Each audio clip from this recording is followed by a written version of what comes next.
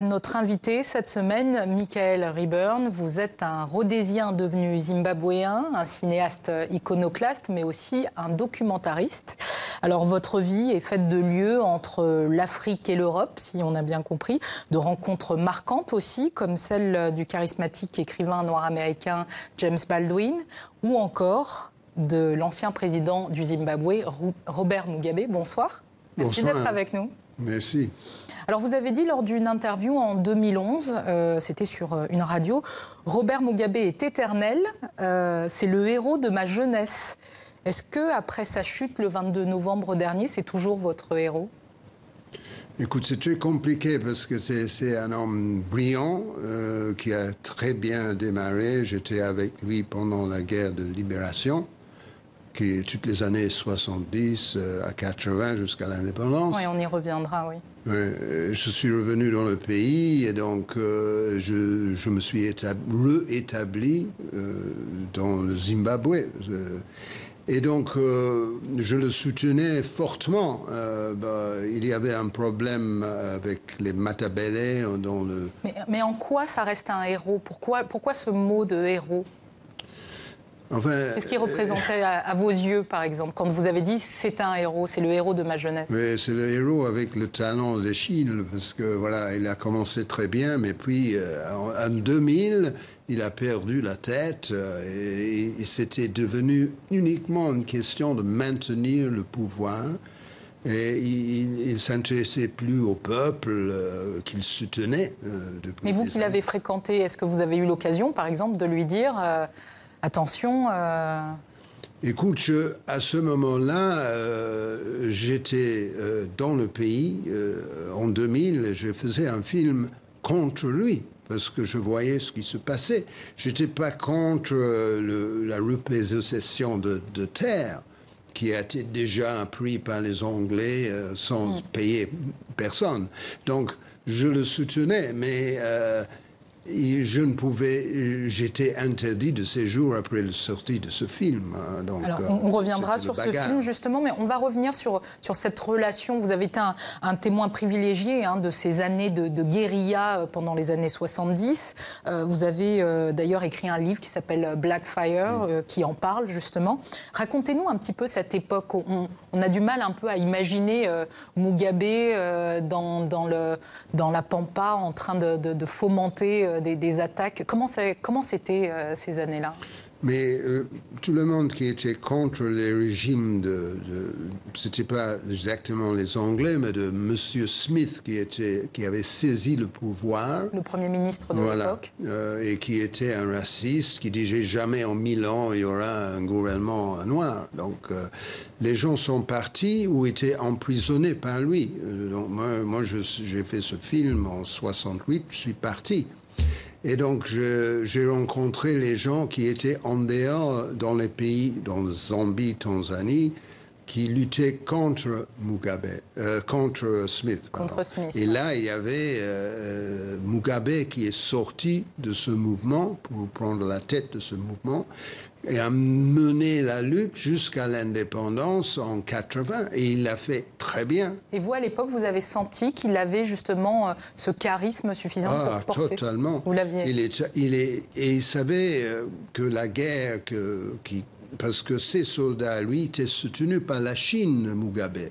Donc, les Chinois ont fait la longue marche, ils connaissaient la guérilla, donc c'est eux qui apprenaient la guerre aux soldats de libération.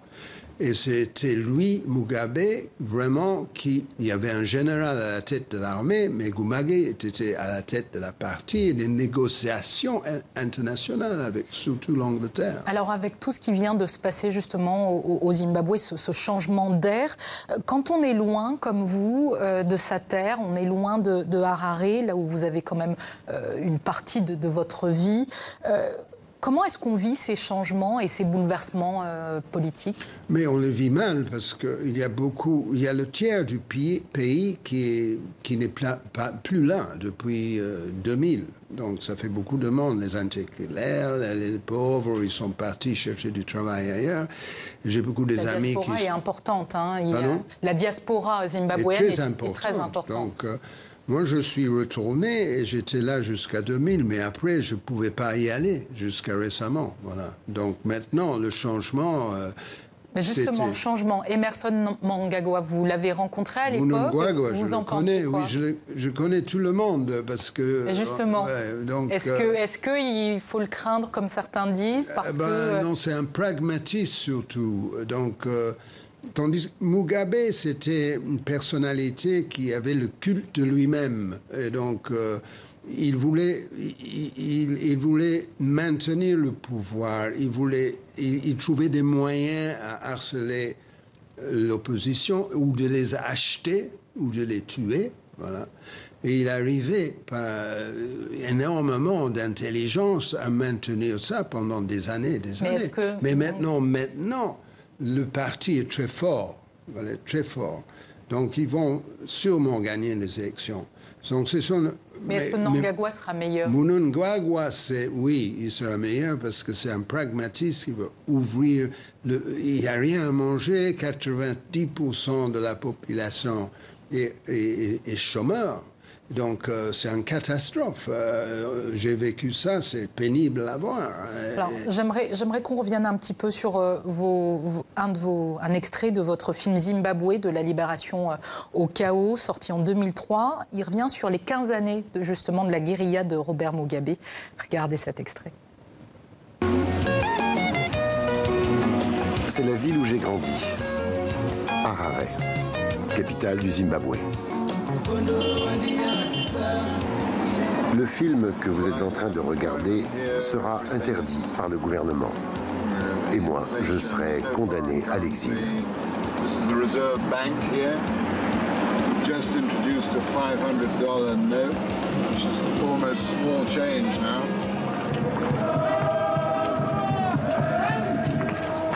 Beaucoup de choix dans ma vie ont été liés à cet homme, qui arrive pour l'ouverture de la session parlementaire.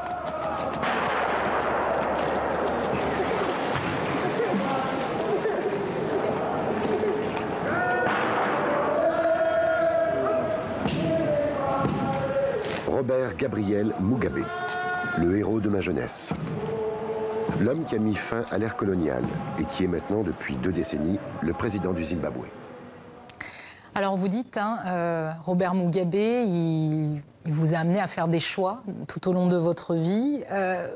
C'est quand la dernière fois que vous êtes allé au Zimbabwe? C'était quoi, pardon? C'est quand la dernière fois que vous avez été au Zimbabwe? Ah, mais j'étais récemment, il y a 1 an, oui. Et est-ce que c'est en partie à cause de lui que vous êtes venu faire une carrière de cinéaste en France, parce que vous ne pouviez plus travailler au Zimbabwe? Mon premier film, c'était sur le début de la guerre qu'il allait mener. Donc, je suis venu en France grâce au gouvernement français qui m'a donné une bourse pour faire des études de cinéma. Donc, je suis retourné faire un film, j'étais exilé encore jusqu'à 80, je suis retourné et j'ai beaucoup tourné là-bas, j'ai fait des films, j'ai fait le premier film long métrage de fiction, JIT, là, chez moi. Alors on va revenir un petit peu en arrière, vous êtes né au Caire, en Égypte, vous êtes arrivé à quel âge en Rhodésie? Parce que c'était la Rhodésie à l'époque. 2 ans. Et vous parlez d'une enfance assez heureuse dans un paradis pour colons, vous dites. Certes, ce n'était pas le régime de l'apartheid, mais c'était celui de la méritocratie. Ça veut dire quoi? Ça veut dire la même chose. C'est-à-dire qu'il ne faut s'asseoir pas ici, là. Il y a les divisions dans les écoles, tout est divisé. Mais si vous méritez, si vous gagnez assez, vous avez des qualifications, vous pouvez voter. C'était une ambiance terrible quand même. Comment est-ce que vous avez grandi là-dedans et comment vous avez pris conscience de ce racisme? Parce que vous étiez... je ne sais pas comment, mais vous voyez des incidents racistes, c'est difficile, même un enfant... Mais vous auriez pu être comme les autres, par exemple. Oui, je ne sais pas. Peut-être c'était l'influence de mes parents. Ils n'étaient pas exactement des gens de gauche. Je ne sais pas. Je ne sais pas. Je ne sais pas du tout. Je sais, quand je suis venu en France comme étudiant, je suis retourné là. Mon père a dit, il a été Elle a reçu un lavage de cerveau des étudiants français en France en 68. Très rapidement, une dernière question. Comment est-ce que vous voyez l'avenir du Zimbabwe? Est-ce que pour vous, ça y est Le peuple est fantastique, c'est-à-dire ils sont très unis, ils sont extrêmement... je ne sais pas, il y a peu de problèmes entre les gens, il y a deux ethnies. Rien de grave. Mais c'est plutôt positif maintenant, une nouvelle ère positive. C'est très riche. Très riche. Donc une ère positive, certainement? Oui, absolument. Merci beaucoup. Merci beaucoup, Michael Reburn, d'avoir été avec